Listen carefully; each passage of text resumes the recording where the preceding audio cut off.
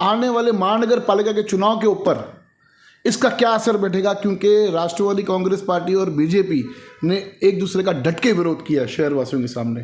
तो जब आप चुनाव के लिए जाओगे, एक वोट अपने लिए मांगोगे, दूसरा वोट राष्ट्रवादी के लिए मांगोगे, युति में लड़ोगे, तो किस प्रकार से आप लोगों का और मीडिया का सामना करोगे। उसके बाद विधानसभा का जब चुनाव होगा, पिछली बार अपना दावा ठोका था कि हमें विधानसभा हमारे को 141 से चाहिए। समझौता क्या हो सकता है क्या कि राष्ट्रवादी कांग्रेस पार्टी को 141 की टिकट जाए?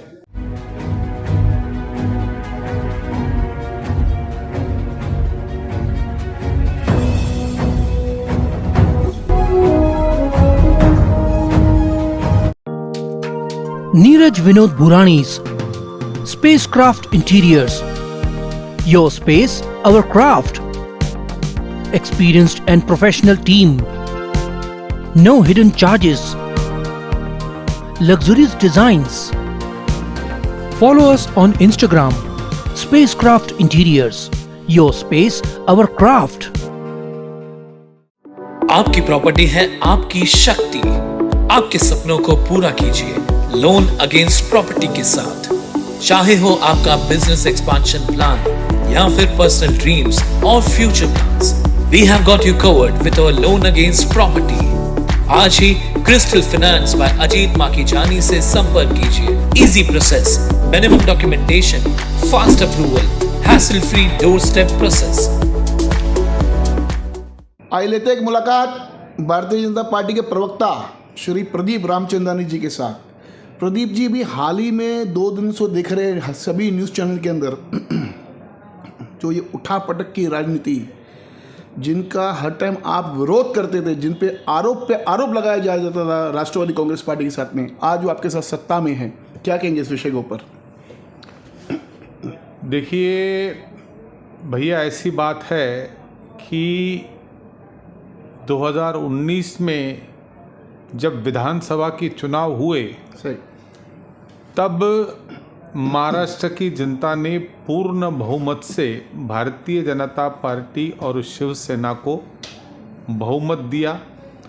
लोगों ने मुख्यमंत्री देवेंद्र फडणवीस के पक्ष में वोट किया। सही। लेकिन राष्ट्रवादी कांग्रेस के सर्वा श्री शरद चंद्र जी पवार जी, जिसे महाराष्ट्र का चाणक्य कहा जाता था, सही, उन्होंने ऐसी पहल की। सबसे पहले उन्होंने विचारधारा के विरुद्ध शिवसेना पार्टी, जिसको वह जीवन भर कोसते रहे, उनके साथ मिलकर सरकार बनाई। मूल्यों का जो गिरावट है, विचारों की जो गिरावट है, वह राष्ट्रवादी कांग्रेस की तरफ से हुई। राजनीति में प्रति उत्तर दिया जाता है।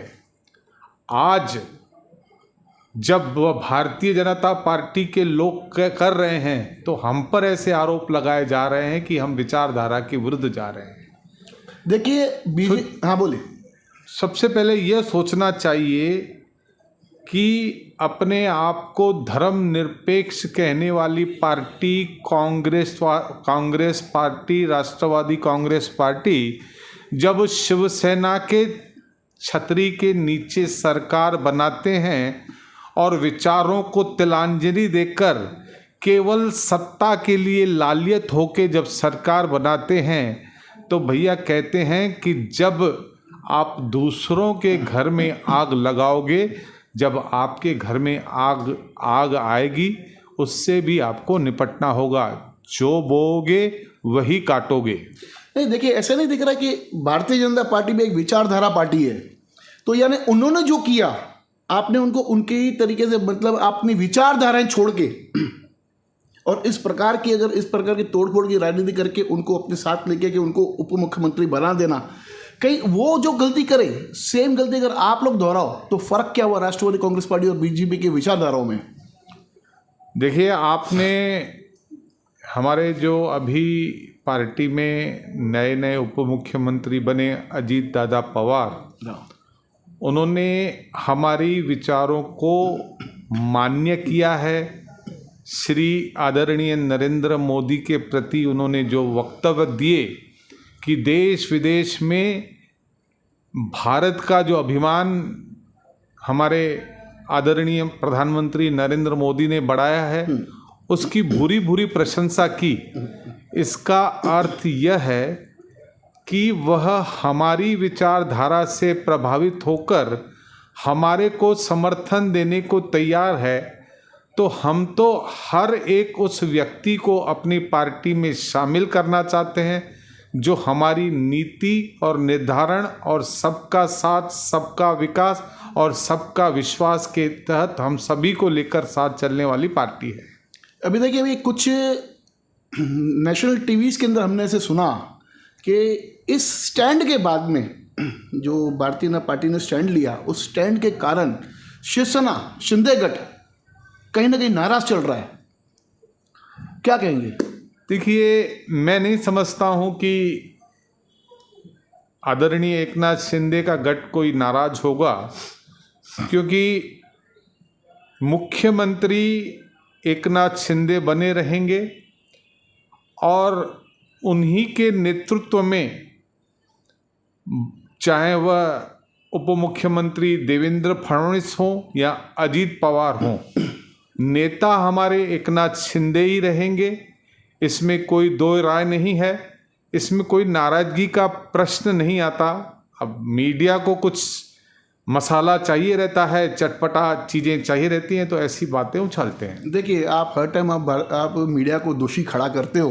अभी पिछली भी एक प्रेस कॉन्फ्रेंस आपने मीडिया को दोषी ठहराया। अब ये 16 का जो डिस्क्वालिफिकेशन है शिवसेना की तरफ से, जो शिवसेना के जो 16 आमदार डिस्क्वालीफाई होने की कतार पर है, उसमें अगर सीएम साहब भी डिस्क्वालीफाई हो जाते हैं तो कैसे सीएम साहब बने रहेंगे सीएम के पोस्ट पर?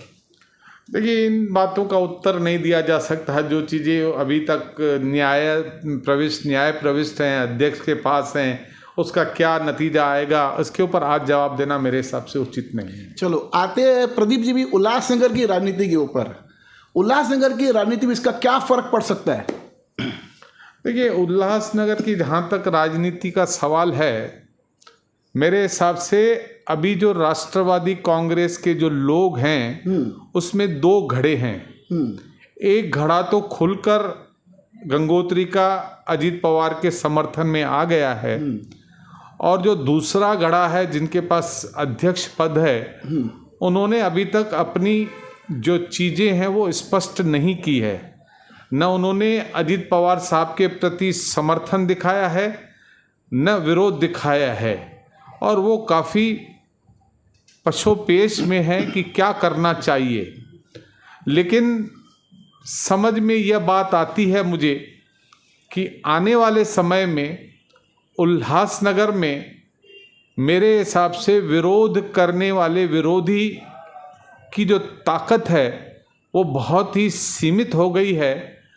अब जब तीन पक्ष, अजीत पवार साहब की राष्ट्रवादी कांग्रेस पार्टी, एकनाथ शिंदे साहब की शिवसेना पार्टी और भारतीय जनता पार्टी, जब तीनों पक्ष उल्लासनगर के महानगर पालिका के चुनाव में जाएंगे तो 2/3 बहुमत हासिल करेंगे। हो सकता है उससे ज़्यादा भी मिले, क्योंकि विपक्ष नाम की चीज़ होगी नहीं, और होगी भी तो वह इतनी बलशाली नहीं होगी कि हम लोगों को चुनौती दे सके। इसीलिए जो लोग खुलकर सामने आए हैं और जो असमंजस में हैं, उनके लिए ये चुनौती होगी। वो अपना निर्णय मुझे लगता है जल्द से जल्द लेंगे, क्या करना होगा उनको। देखिए, अब जैसे आपने जो राष्ट्रवादी का दूसरा खेमा बोला, वो खेमा राष्ट्रवादी कांग्रेस पार्टी की जिला अध्यक्ष है। अगर आगे चल के लोकसभा का चुनाव तो पहले होना है, उसके बाद विधानसभा का जब चुनाव होगा, विधानसभा के अंदर उन्होंने जैसे पिछली बार अपना दावा ठोका था कि हमें विधानसभा हमारे को 141 से चाहिए, तो इस बार क्या करेगी भारतीय जनता पार्टी? क्या, क्योंकि आपने उनको वेलकम किया है, अपनी सरकार में लिया है, आपने उनको अपने गठ में लिया, तो कहीं ना कहीं इस बात में समझौता क्या हो सकता है क्या कि राष्ट्रवादी कांग्रेस पार्टी को 141 की टिकट जाए? देखिए, पहली बात तो कौन सी टिकट किसको जाएगी, यह मेरे जैसे छोटे कार्यकर्ताओं का कोई, इसमें मेरा कोई बहुत ज़्यादा भूमिका नहीं रहती है। और भारतीय जनता पार्टी की टिकट भी किसको मिलेगी, उसमें भी हमारी भूमिका नहीं होती है। और राष्ट्रवादी कांग्रेस को ये सीट मिलेगी या भारतीय जनता पार्टी को मिलेगी या अजीत पवार के राष्ट्रवादी को मिलेगी, यह आज के स्थिति में हम तय नहीं कर सकते। ये हमारी भूमिका नहीं है। हमें जो हमारी वरिष्ठों का जो आदेश आता है उसका पालन करना पड़ता है और हम वो करते भी हैं। लेकिन एक छोटी सी बात भारतीय जनता पार्टी के पक्ष में जरूर आएगी कि क्योंकि यहाँ का वर्तमान आमदार भारतीय जनता पार्टी से संबंधित है, इसीलिए हम ऐसा समझ सकते हैं कि क्योंकि सिटिंग सीट है, इसीलिए भारतीय जनता पार्टी का जो इसके ऊपर दावा होगा वो अधिक होगा। बाकी तो भविष्य के गर्भ में है। जो कोई निर्णय हमारे वरिष्ठ देंगे उसका सबको पालन करना होगा। एक आखिरी सवाल प्रदीप जी, आने वाले महानगर पालिका के चुनाव के ऊपर इसका क्या असर बैठेगा, क्योंकि राष्ट्रवादी कांग्रेस पार्टी और बीजेपी ने एक दूसरे का डट के विरोध किया शहरवासियों के सामने। तो जब चुनाव के लिए जाओगे, एक वोट अपने लिए मांगोगे, दूसरा वोट राष्ट्रवादी के लिए मांगोगे, युति में लड़ोगे, तो किस प्रकार से आप लोगों का और मीडिया का सामना करोगे? देखिए, ये बातें बहुत जल्द होगी। एक सामान्य कार्यक्रम बनता है शहर के लिए। मिनिमम जो कहते हैं कि हर किसी पार्टी के अपने अपने जो विचारधारा होती हैं, तो उसके ऊपर जो भी तय होगा, कौन कौन सी पार्टी हमारे साथ रहेगी, मिनिमम कॉमन प्रोग्राम बनाया जाएगा और उस आधार पर जिसकी जितना बल होगा, जिसकी जितनी शक्ति होगी, उस आधार पर सीटों का बंटवारा होगा। और बंटवारे होने के बाद मुझे कोई ऐसा नहीं लगता कि दिक्कत आएगी, क्या होगा क्या नहीं होगा।